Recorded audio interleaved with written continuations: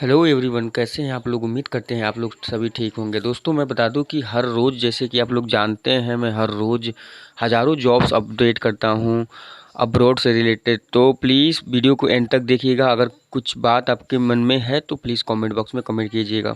दोस्तों आज कुछ बातें होंगी गल्फ़ से रिलेटेड और यूरोप से रिलेटेड, क्योंकि बहुत ज़रूरी हैं। और थोड़ी इजराइल के रिलेटेड बात हो जाएंगी, क्योंकि कुछ बंदों का क्यूरीज है और उसको हम क्लियर करना चाहते हैं। काफ़ी ज़्यादा जो है कि स्टडी किए हैं ऑनलाइन। सो कुछ जो एग्जांपल निकली हैं वो मैं आप लोगों के सामने ज़रूर रखूँगा, तो प्लीज़ वीडियो के साथ बने रहें।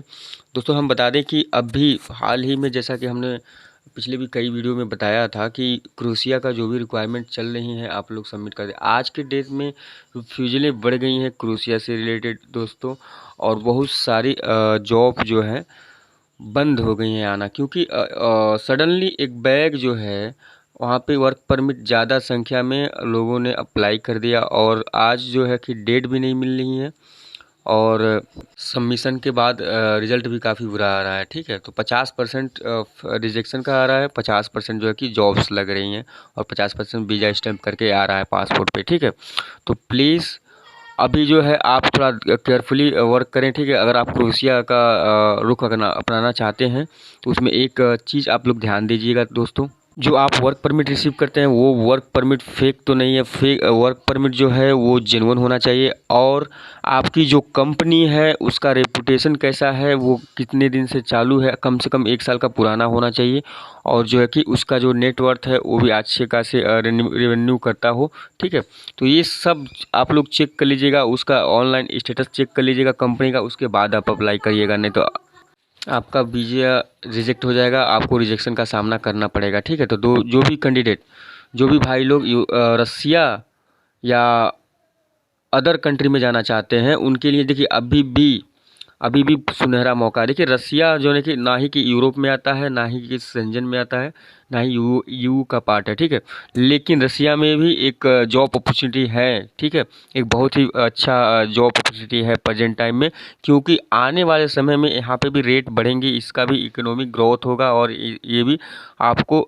सुनने को मिलेगा। ठीक है, तो प्लीज़ अगर आप रसिया मूव होना चाहें तो रसिया मूव हो सकते हैं।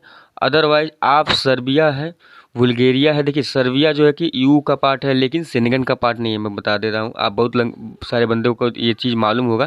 देखिए यू जो है वो अलग चीज़ है। ठीक है, और सेनेगन जो है वो अलग चीज़ है। ठीक है, जब भी कोई सेनेगन का एम्प्लॉय, मतलब सेनेगन में जो 29 कंट्रीज आती हैं उनका जो एम्प्लॉय होता है, उसको अगर बंदे हायर करने रहते हैं तो पहले वो सेनेगन के जो भी पार्ट होता है उसमें ढूंढता है। उसके बाद वो जो है आपको अदर कंट्री हैं, जैसे सर्बिया हो गया, आर्मेनिया हो गया, तुर्की हो गया, ऐसे जो कंट्रीज़ हैं उनमें जो है कि सेकेंड कंट्री जो भी हैं उन कंट्रीज में वो बंदों को ढूंढता है। जब उन कंट्री में बंदे नहीं मिलते हैं उसके बाद थर्ड कंट्री, मतलब हम लोग जो हैं एशियन। ठीक है, तो इस चीज़ को ध्यान में रखिएगा आप लोग। ठीक है, ये चीज़ है।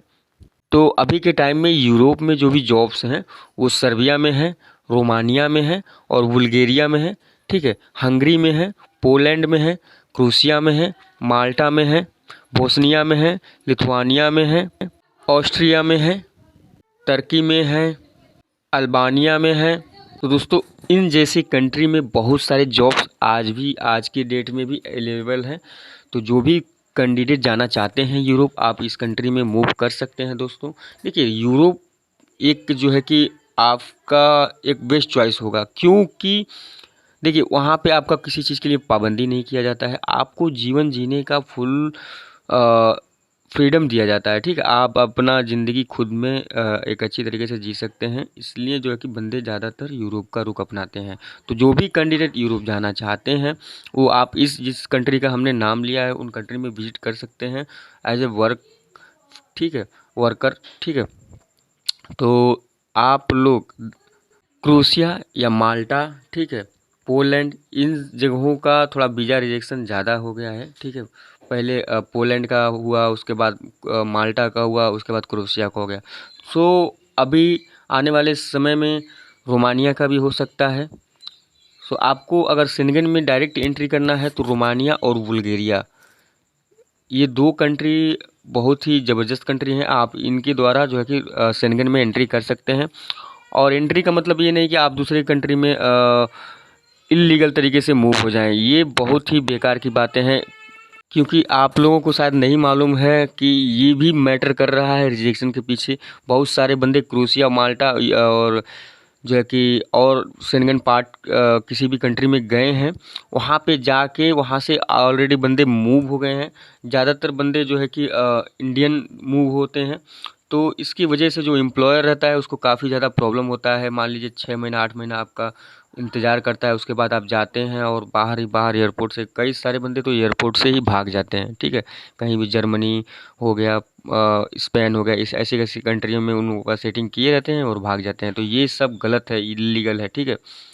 सो मैं बार बार आपसे कहूँगा, जेन्युइनली जाएं और जिस भी कंट्री में जाएं, जिस भी कंपनी में जाएं, वहाँ पे साल 2 साल लगाएं, उसके बाद आगे मूव हो, ठीक है। क्योंकि सामने वाला एम्प्लॉयर जो होता है आपका जो है कि वर्क परमिट अप्लाई करता है, कॉन्ट्रैक्ट पेपर देता है, उसके बाद से जो है कि जब आपका वेरिफिकेशन होता है वर्क परमिट के लिए या वीज़ा सबमिशन के लिए, तब भी वो आपका सपोर्ट करता है। तो आप ऐसा ना करें और जो है कि जेन्युइनली जाएं और आराम से किसी भी कंपनी में रहें, ठीक है। यूरोप का लाइफ अच्छा है दोस्तों, मैं बार बार बोलता हूँ।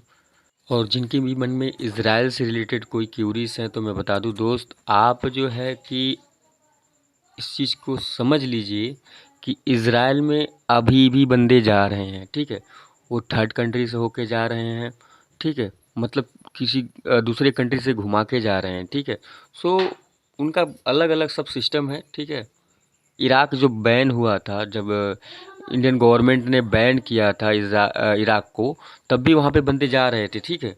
वैसे सेम रूल्स इधर भी है, इधर आज भी बंदे जा रहे हैं। देखिए, आप अपने रिस्पॉन्सिबिलिटी पे जा सकते हैं। बहुत सारे कंसल्टेंसी ऑफिस हैं जो आज भी हायर कर रही हैं, आज भी भेज रही हैं, आज भी प्रोसेसिंग कर रही हैं।